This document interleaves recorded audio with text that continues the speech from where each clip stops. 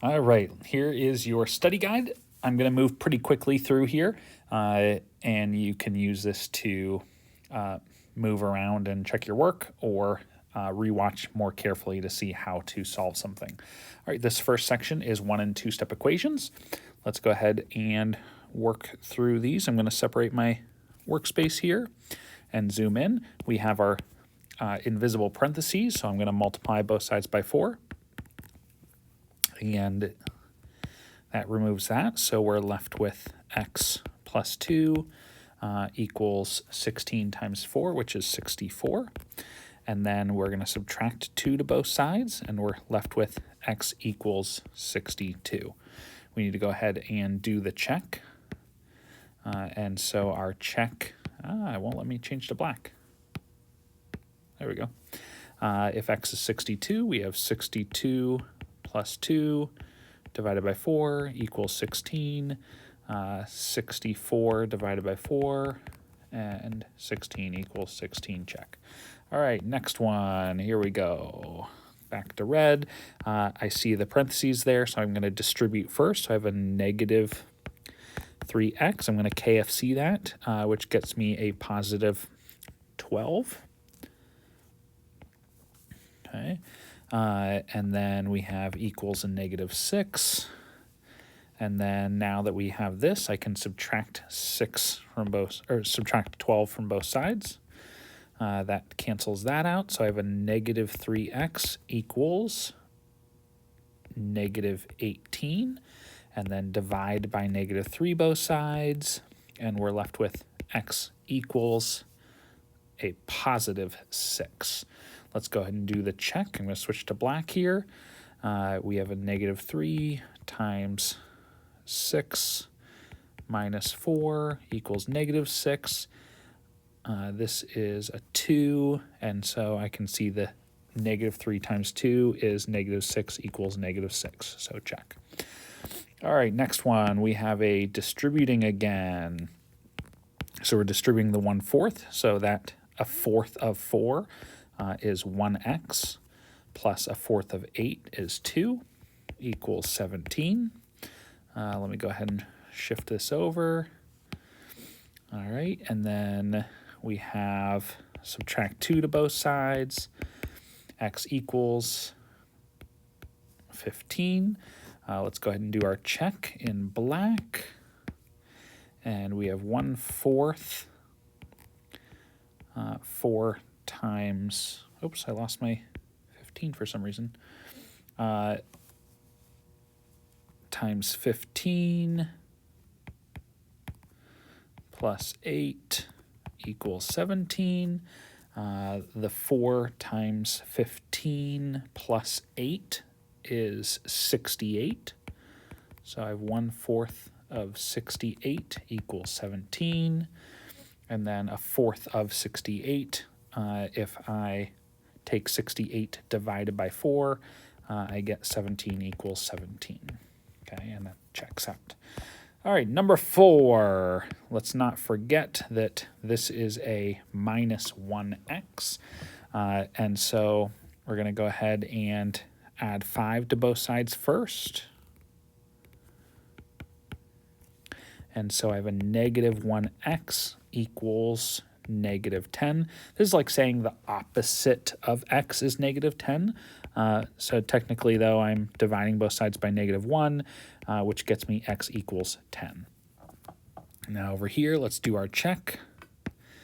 I'm going to put in 10 for x, so I have a negative 5 minus 10 equals negative 15. This is a nice and easy one. Negative 15 equals negative 15. Check. All right, last one in this section. We are going to take care of our add 14 to both sides first. That cancels that out, so I'm left with an x over 2 equals 80. And then we're going to multiply by 2 to both sides, or 2 over 1, same thing. That cancels out there, and I have x equals 160. Let's go ahead and test and make sure it works. So I have 160 divided by 2 minus 14 should equal 66. Half of 160 is 80. And 80 minus 14, 66 equals 66. So that checks out. Okay. All righty. Now, that is that section. Let's go ahead and move to word problems with equations. So word problems with equations, this is going to be more looking at your hint words and making sure you're noticing what you need to notice as we go. There's a lot of patterns to be aware of with word problems. All right, so we want to be making notes as we're working. The amusement park membership costs this much, plus a fee of $40 per person. I know per typically means multiplication. How many people, that's going to be my variable, and I know that I can plug that in here for person then. And so they have this much total. That right away tells me that it's going to equal 545. And so I'm just jotting that down. I need to define the variable. So the variable is P, and that is number of people, technically in the family. Let's go ahead and create our equation here. So we have a membership of 225 plus $40 per person, so times P. We can go ahead and solve for P now. So minus 225 to both sides. This cancels out, and we're left with 40p equals 320. And then we can divide 40 on both sides. And we end up with p equals 8. Okay, so we'll answer the question, how many people are in the family? There are 8 people in the family. Okay. All right, let's move to number 7. It says we went to the movies 3 days this week, each day. So right away I see that something is happening, a repetition of 3 days. So it lets me know that I have a distributive type equation. So now I want to focus on what happens on a single day. So each day we paid $9 to get in. That's a one-time thing that's happening. And then $6 for each treat. Okay, so this is going to be my 9 plus whatever the other part is. So $6 for each treat. That's multiplication per treat or each treat. We paid a total of $81. So I know that that's going to be on this side of the equation. How many treats? So T is going to be my variable. Make sure you write it like that if you're using T, so that it doesn't look like an addition symbol. I don't really like T's, so I'm going to really make it stand out differently than a addition symbol. So T equals number of treats. Okay. All right, so let's go ahead and set this up. So I know that it happens 3 different times. What happens one time? We pay $9 to get in plus $6 for each treat with my T that really stands out differently. We're going to go ahead and distribute this. Before I do, I'm going to just shift the whole thing up a little bit. And we'll go ahead and distribute. So 3 times 9 is 27 plus 18T equals 81. Now we can go ahead and subtract 27 from both sides. And we're left with 18T equals 54. And then we can divide 18 on both sides, and we have T equals 3.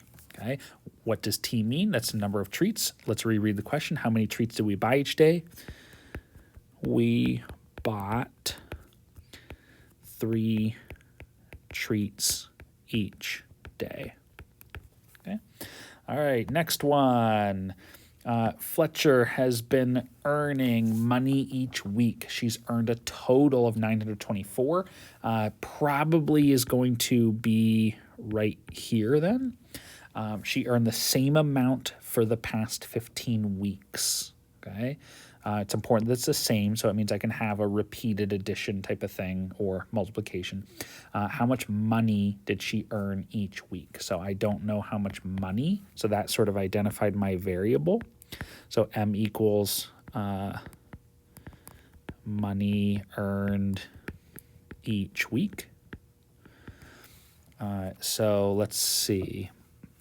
She earned the same amount for 15 weeks. So here's my amount for each 15 weeks. So it doesn't matter where you write it here. So we have the amount is an amount of money for the past 15 weeks. So that's sort of like saying for each week. Okay. So that's where our multiplication fits into there. Okay. So we wouldn't write M15. I'm going to write 15M. So a certain amount of money for each week, which is 15 weeks. And now we can go ahead and solve. So let's just move this up a little bit, even though this is a short one-stepper.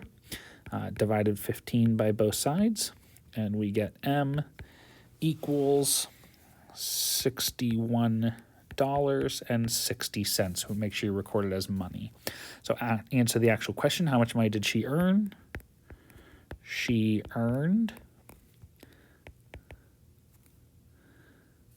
$61.60 each week. Okay. All right. And so there is your everything related to equations. So that's page 1 and 2. You have a page 3, 4, and 5 left.